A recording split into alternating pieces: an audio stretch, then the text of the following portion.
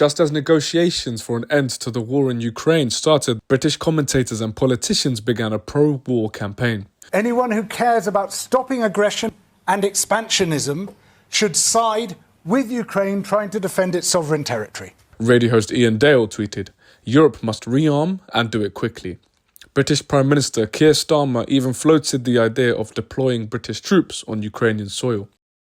For 3 years, British and European leaders rejected every effort for peace, instead raising jingoistic slogans and pumping Ukraine with weapons and money.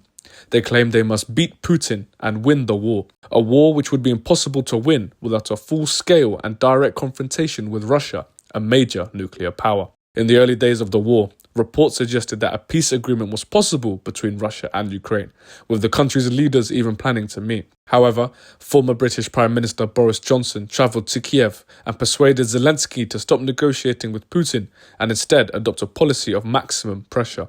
Without negotiations, the war has been prolonged, European economies are suffering, and lives continue to be lost. By pushing for a confrontation with Russia, warmongers want to plunge Europe into another major conflict.